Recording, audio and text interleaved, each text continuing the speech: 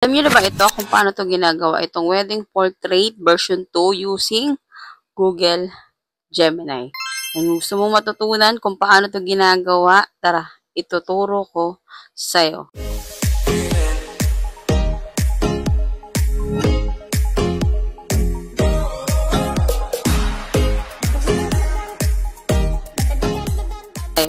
Punta po tayo dito sa ating browser at i-search po natin Google Gemini.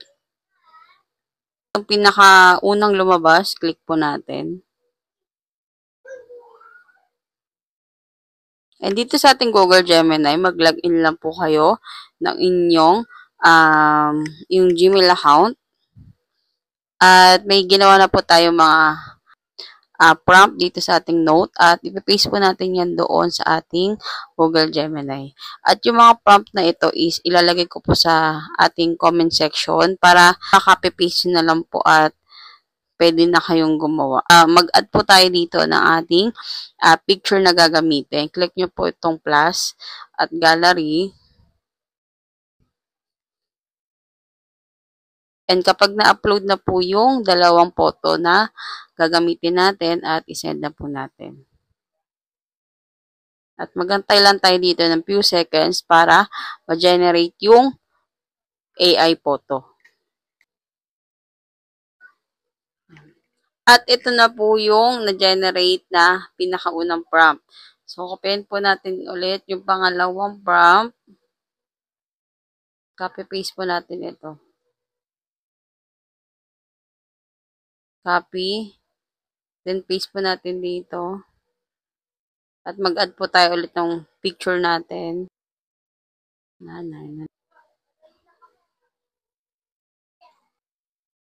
And, kapag na-generate, ito na po siya. At, copyin po natin ulit yung pangatlong prompt natin dito. At mag-add ka ulit ng photo mo. At magantay tayo ulit ng few seconds para ma-generate yung photo. At ito yung pangatlong prompt na na-generate natin. At itry po natin ulit itong pang-apat naman. Copy. Then paste po natin dito. Add ka ng photo.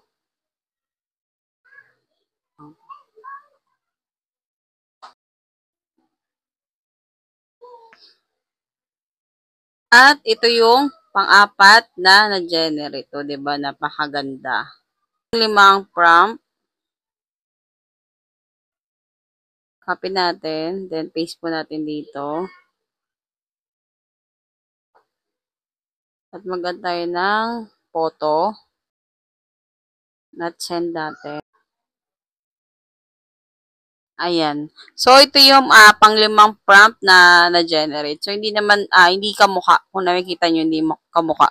So, pwede nyo tong ulitin. Yung prompt na ito. Pero, example lang naman ito. Pero, ito yung pang-5 prompt na na-generate. So, punta na tayo dito sa pang-6 na na-generate. Kapag hindi nyo po kamukha yung na-generate, may gagawin po tayo dyan. Mamaya po. So, upload po tayo ng files, the photo library, and send. Ayan, so ito yung pang-6 na prompt na na-generate. And kapag ganyan na po, hindi nagiging kamukha yung na-generate natin, mag-new chat po kayo.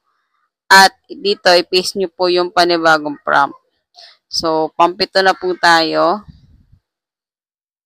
Copy nyo lang, then paste nyo dito. At mag-add po kayo ng inyong picture. And ito yung pang-7 prompt na na-generate natin. So, di ba napakaganda? Try po natin tong pang-8 prompt. Copy. Then paste po dito.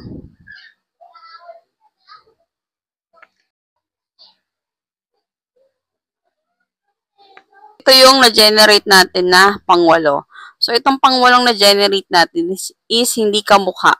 So, may mga ganyan po talaga na hindi nagiging kamukha nung na-generate natin. So, kailangan nyo pong ulit-ulitin yan para makuha po yung eksaktong mukha na in-upload na ginamit yung picture. So, add po tayo ulit ang photo. At send. And ito. Hindi naman po kamukha. So, ang gagawin nyo dyan, mag-new chat po kayo. May ganun po talaga na minsan hindi po talaga nagiging kamukha at mag-paste po tayo ulit. Yan.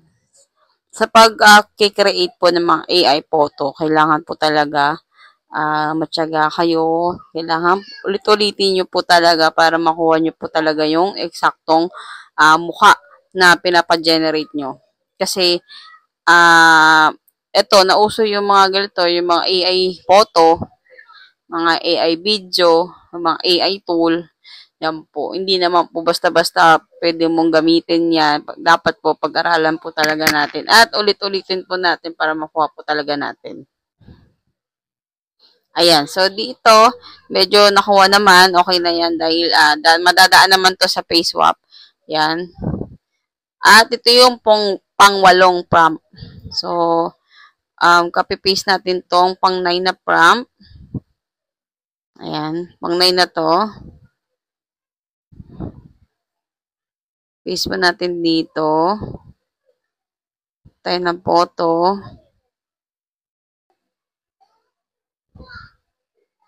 At send. Ayan. So, ito yung pang-9 na prompt. Ayan. Then, copy-paste natin yung pang-10.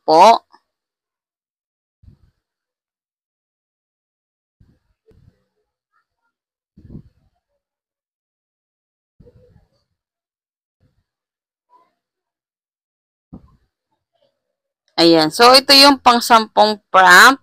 Ayan. So, sample lang naman ito. Yung mga prompt na ito is ay in-upload ko rin po sa ating Facebook account. So, yan nyo na lang po sa ating wall. Nandun po lahat ng prompt. Meron po ako din nilagay doon sa mga comment section. At dito po sa video na ito is ilalagay ko po yung mga prompt na ginamit po natin dito sa ating tutorial. So, after nyan, try po nating mag-save. Save natin at magpa-face swap po tayo. Save photo natin.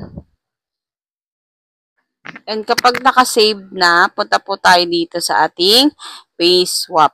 So, ito yung ginagamit natin pang face swap. Ito nga, remaker.ai. So, click po natin yan. Remake Face AI. So, click natin tong multi-face swap. At upload po natin dito yung photo na gagamitin natin pang face swap. Click nyo po itong ultra. Kaya, tayo ng photo.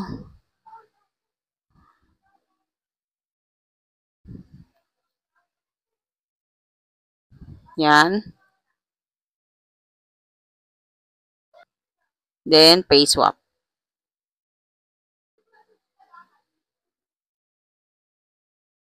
Easy 5-star hotel booking. Ito lang ng na ads na lalabas.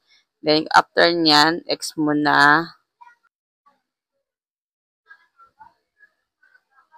Ayan. So, ito na yung na-face swap natin at pwede na nating i-download.